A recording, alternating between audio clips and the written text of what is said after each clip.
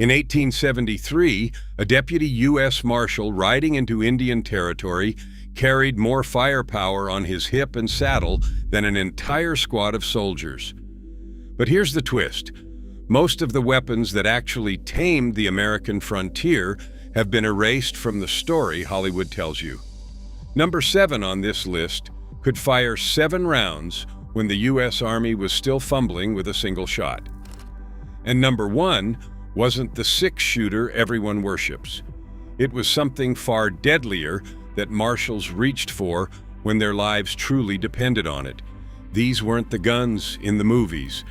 They were the tools of men who rode alone into lawless country, knowing help was days away.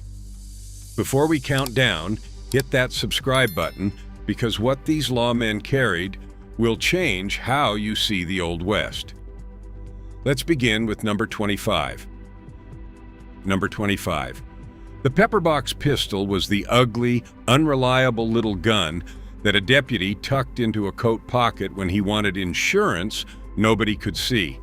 Instead of one barrel, it had a cluster of them, 4, 5, sometimes 6, all rotating together like the chambers of a fat little wheel. In the 1840s and 1850s, you could buy one for a few dollars, cheap enough that a lawman on frontier wages could carry one as a backup to his backup. The catch was that it might fire every barrel at once, a terrifying chain reaction that could take a man's fingers with it. Accuracy past 10 feet was almost a joke, but in a saloon dispute across a card table, 10 feet was all the distance a marshal had. Crude, dangerous, and mostly forgotten, the pepperbox filled the gap before reliable revolvers arrived. Number 24. The slungshot was the weapon marshals never wanted anyone to know they carried. It was nothing more than a heavy weight, a lead ball or a chunk of iron sewn into a leather pouch at the end of a braided cord or short strap. A quiet, brutal tool for close work in dark places. When a deputy needed to subdue a drunk, disarm a knife-wielding prisoner, or drop a man cold without firing a shot that would wake half the town, the slungshot swung fast and silent. River towns and railroad camps were full of them, favored by sailors, thugs, and the lawmen who policed them alike.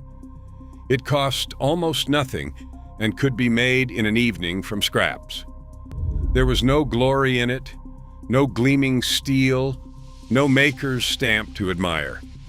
But when a marshal walked into a crowded, lamp-lit dive to haul out a wanted man, the slungshot up his sleeve was often what actually ended the night without a killing. Number 23. The gun cane looked like a gentleman's walking stick, and that was exactly the point. Concealed inside its shaft was a single-barreled firearm, the trigger folding out from the handle, the whole thing designed to be carried in plain sight without raising a single eyebrow. For a marshal moving through a rough town undercover, watching a suspect, sitting quietly in a hotel lobby, an ordinary revolver on the hip announced who he was. A cane announced nothing. It leaned against the bar like furniture. A well-made gun cane could cost a working man weeks of pay, the perfect disguise for a lawman pretending to be a traveling businessman. One shot was all it held, but that single shot came from a direction no outlaw ever expected.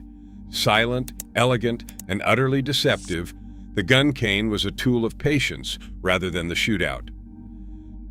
Number 22. Brass knuckles rode in more marshals' pockets than the legend ever admits. A solid loop of cast brass or iron fitted over the fingers, they turned a fist into something that could shatter a jaw or crack a skull.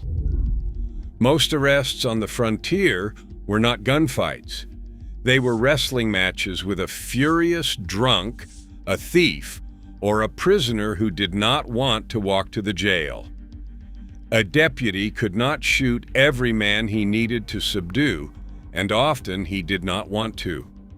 Knuckles let him end a struggle fast, up close, without spilling blood or wasting a bullet. They cost almost nothing at any general store and slipped invisibly into a coat. When a wanted man reached for his own gun in a crowded room, a marshal who got there first with a loaded fist ended the fight before it started. Ugly and unromantic, brass knuckles were the everyday hardware of frontier law. Number 21st. The push dagger was the last card a marshal kept hidden when everything else had been taken from him. A short, wide blade with a T-shaped grip that sat crosswise in a closed fist, it was built to be palmed and thrust, not swung. Gamblers and gunfighters loved them, and so did the lawmen who spent their nights among them. A deputy could hide one inside a boot, up a sleeve, or in a vest pocket, invisible until the instant it was needed. If an outlaw got the drop and a marshal's hands went up empty, that palmed blade could still turn the tables in a heartbeat at arm's length. It required no reloading, made no sound, and never jammed. In the close, desperate scuffles that decided so many frontier confrontations, the push dagger was the weapon of pure last resort, silent proof that a lawman was never truly disarmed. Number 20. The palm pistol, sometimes called a squeezer, looked more like a pocket watch than a firearm, and that was its entire genius. The little disc-shaped gun sat flat in the hand, its barrel poking out between two fingers, fired not by a trigger but by squeezing the whole fist closed. A marshal could hold one completely concealed while shaking a suspect's hand or resting his palm on a table. Loaded with several rounds arranged around a central hub, it delivered its shots at contact distance where nobody could dodge. These were expensive, precise little machines, prized by lawmen and detectives who needed a weapon that betrayed nothing.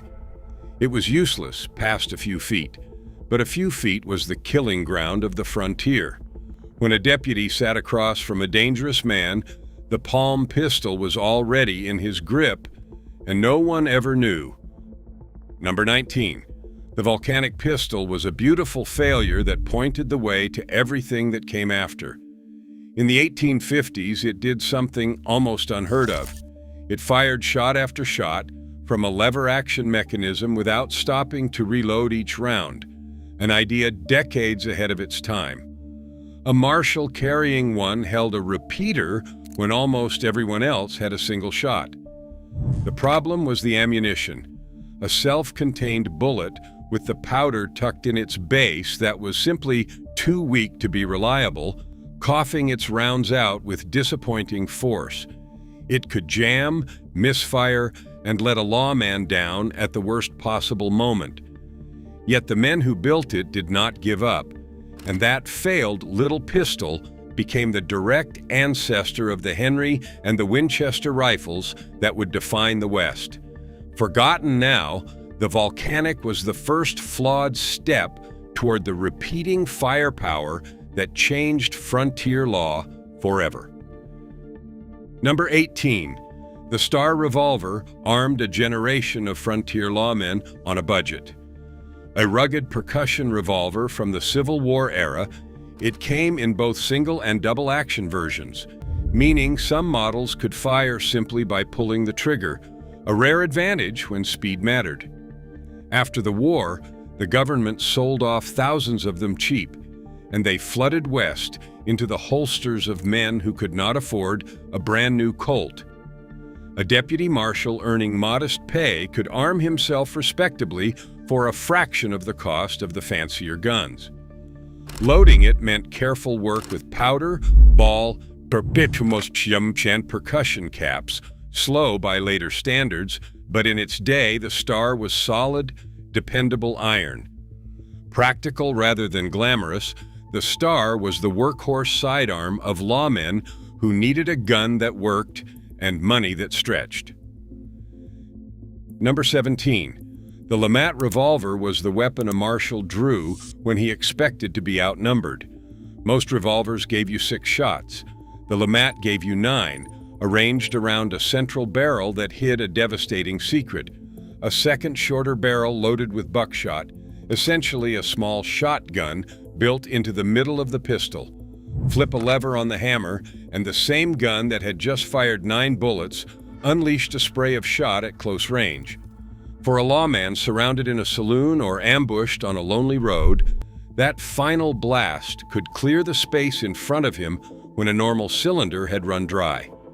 Rare, expensive, and mostly French-made, they were exotic prizes on the frontier, heavy and complicated enough that they never became common. But in the hands of a marshal who valued raw firepower over convenience, it was the closest thing to carrying 2 weapons in one fist. Number 16. Here's where the legend starts to unravel. The Colt 1851 Navy was the revolver that armed some of the most famous lawmen the West ever produced, and almost nobody names it today. A graceful, balanced percussion revolver chambered in .36 caliber, it was lighter than the big horse pistols and pointed like an extension of the hand. Wild Bill Hickok famously wore a pair of them backward in his sash, drawing them in a reverse twist that became legend. For the men keeping order in cattle towns and mining camps, the Navy's speed and balance made it a favorite long after newer designs appeared. It required loose powder, ball, and caps rather than cartridges. Yet its handling was so fine that shooters trusted it with their lives well into the cartridge era. The Colt Navy was the elegant, deadly sidearm of the West's most dangerous peacekeepers. Number 15. The Remington 1858. New Army was the gun a marshal chose when he did not trust his life to a flimsy frame. Where many revolvers of the day had an open top, the Remington featured a solid strap of steel running over the cylinder, making it noticeably stronger and steadier. That rugged build meant a lawman could count on it after being dropped from a galloping horse, dragged through the dirt, or fired hard for hours. Chambered in a hard-hitting .44 caliber, it delivered serious stopping power on the frontier. Its other secret weapon was the ability to swap out an entire loaded cylinder in seconds, giving a prepared deputy a fast reload decades before speed loaders existed. Cavalrymen, outlaws, and lawmen all swore by its toughness. Overshadowed today by the more famous Colts, the Remington was quietly the more durable choice, the revolver for men who needed their weapon to survive the same brutal country they did. Number 14. The Merwin Hullbert revolver was a marvel of engineering that history almost completely forgot. Beautifully machined and fitted with a tolerance that rivaled a fine watch, it used a clever twist-open action, the barrel rotating and pulling forward to eject every empty shell at once while keeping any live rounds in place. For a lawman, that meant a faster, cleaner reload than the slow one-at-a-time loading gate of more common revolvers. They were prized possessions, expensive and finely made, carried by lawmen and outlaws alike who appreciated quality iron. The action was so precisely built that a worn or dirty gun could refuse to open, which earned it a reputation for being finicky in the harsh conditions of the trail. But when clean and cared for, it was among the finest revolvers of its age. The Merwin Hullbert was the connoisseur's frontier pistol, admired by those who knew guns and unknown to nearly everyone since. Number 13. The Smith and Wesson Schofield solved the one problem that got lawmen killed: reloading too slowly. It was a top-break revolver, meaning the whole barrel and cylinder hinged forward and down, kicking out all 6 empty cartridges in a single motion so a fresh load could be dropped in fast. A marshal on horseback could reload the Schofield one-handed, a genuine advantage no solid-frame Colt could match at the time.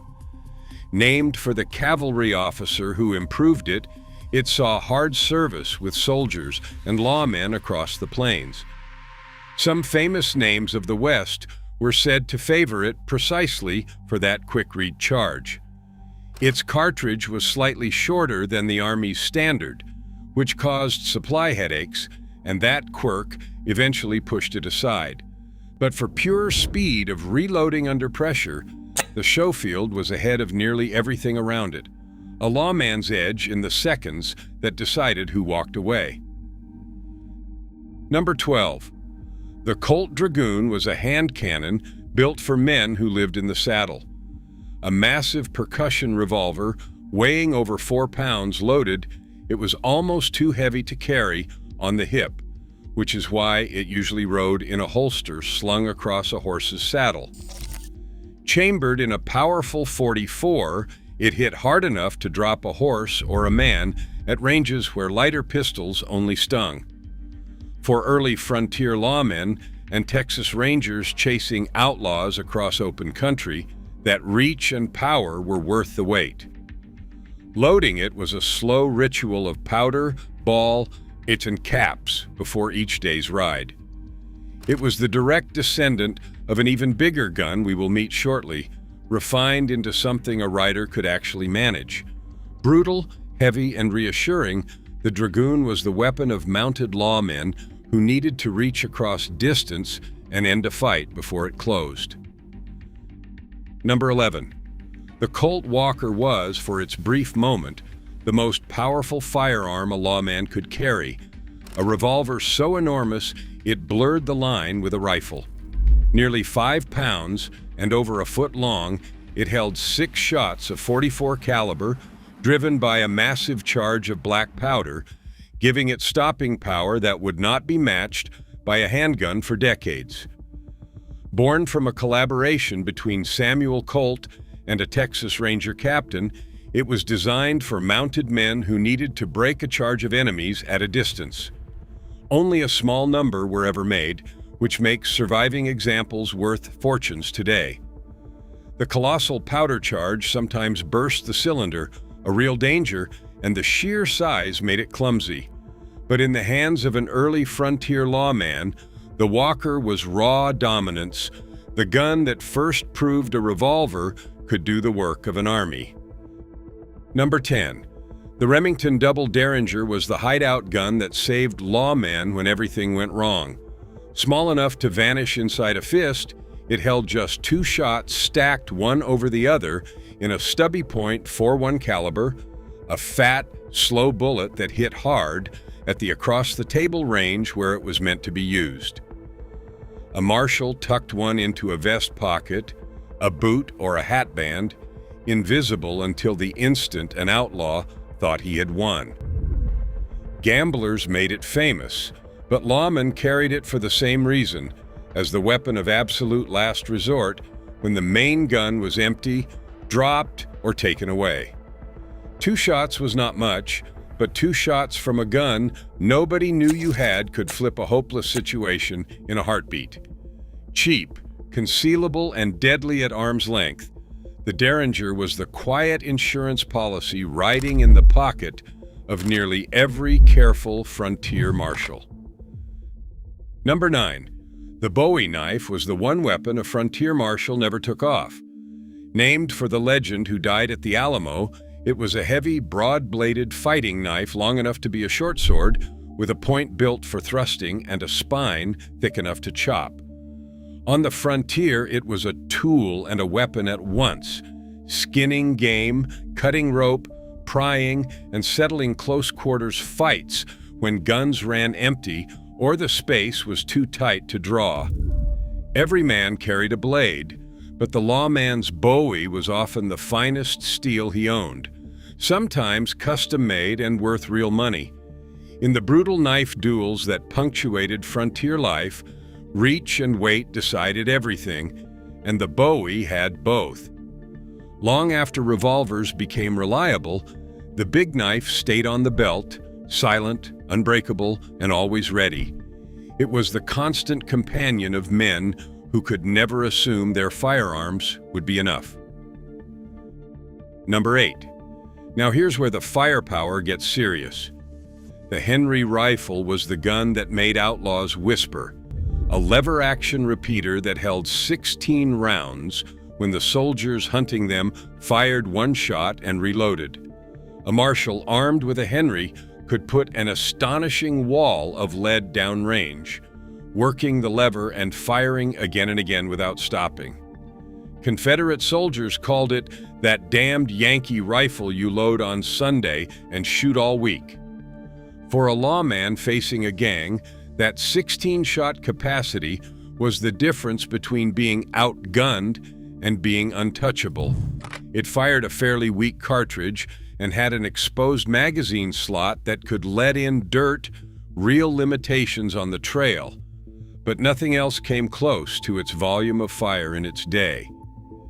The Henry proved the future of the West belonged to the repeater, and it became the direct grandfather of the rifle that would define the frontier. Number 7. The Spencer carbine put repeating firepower into the hands of the men who rode hardest. A rugged lever-action rifle and carbine, it loaded 7 metallic cartridges through a tube in the buttstock, a self-contained ammunition system that was faster and far more weatherproof than loose powder and ball. A Marshal could carry spare tubes preloaded and reload his whole gun in seconds, a staggering advantage on the frontier. It fired a heavier, harder-hitting round than the Henry, trading a bit of capacity for real stopping power.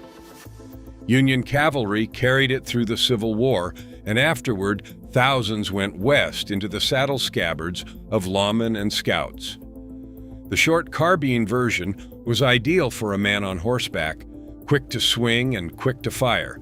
Reliable, powerful, and fast to reload, the Spencer was the practical repeater of the early frontier, a favorite of deputies who needed serious firepower they could count on in any weather. Number 6. The trapdoor Springfield was the gun the United States government put in the hands of its lawmen, and it hit like a sledgehammer. A single-shot rifle chambered in the mighty 45-70 cartridge, it earned its name from the hinged breech block that flipped up like a little door to load each round. It fired only one shot at a time, which sounds like a fatal flaw beside the repeaters, but that one shot carried enormous power and pinpoint reach, dropping a target at distances where lever guns lost their punch. For a Marshal who needed to reach across a canyon or stop a charging horse, that range and authority mattered. It was also cheap, tough, and standard issue, meaning ammunition was everywhere. A skilled shooter could load and fire it faster than outsiders expected. Underrated today, the trapdoor Springfield was the long arm of federal law on the frontier, delivering one devastating shot when one was all a lawman needed. Number 5. The Sharps rifle was the weapon that let a Marshal end a fight before the other man even knew he was in one. Famous as the buffalo gun that cleared the plains of millions of animals, it was a heavy single-shot rifle of legendary accuracy and reach, capable of hitting a target at distances that seemed impossible to ordinary shooters. In the right hand, it could strike a man well over 1,000 yards away. For a lawman facing barricaded outlaws or needing to cover open ground, that reach turned a rifle into a tool of pure control. It fired one massive cartridge at a time, slow to reload, but a single Sharps round settled most arguments permanently. These were expensive, precision-built rifles, prized possessions on the frontier. The Sharps gave a Marshal the one thing an outlaw feared most: the ability to reach out and end the confrontation from a distance no return fire could ever touch. Number 4. The Winchester Model 1873 earned the title the gun that won the West, and yet its real role in frontier law is barely taught. A refined lever-action repeater firing metallic cartridges, it improved on the Henry with a stronger frame, a loading gate that kept out dirt, and a design so reliable it became the standard rifle of the West. What made it brilliant was a shared cartridge. The same round could feed both the rifle and a matching revolver, so a Marshal carried one type of ammunition for both his long gun and his sidearm. That simplicity was a lifesaver on the trail. Fast, dependable, and holding well over a dozen rounds, the 1873 gave a lawman sustained firepower he could trust in dust, rain, and cold. It became the constant companion of deputies riding into dangerous country. More than any single gun, the Winchester 1873 was the everyday rifle that actually kept order across the frontier. Number 3. The Colt Lightning was the rifle that let a Marshal fire almost as fast as he could think. Instead of a lever, it used a sliding pump action, the shooter racking the forearm back and forth to chamber round after round without ever moving the gun off target. That pump design allowed a blistering rate of fire, faster for many shooters than working a lever, keeping the sights locked on a threat the whole time. Chambered to match popular revolver cartridges, it shared the same practical advantage of one ammunition for rifle and pistol. Lawmen and lawbreakers alike favored it for close, fast work where speed decided everything. Its slide mechanism was more delicate than a lever gun and could jam if neglected, which kept it from ever dethroning the Winchester. But for raw speed in a gunfight, the Lightning was in a class of its own, the pump-action repeater that put lightning-fast follow-up shots into a frontier lawman's hands. Number 2. The Colt single-action army, the famous Peacemaker, is the one gun on this list everyone thinks they know, and almost no one understands its real place in taming the frontier.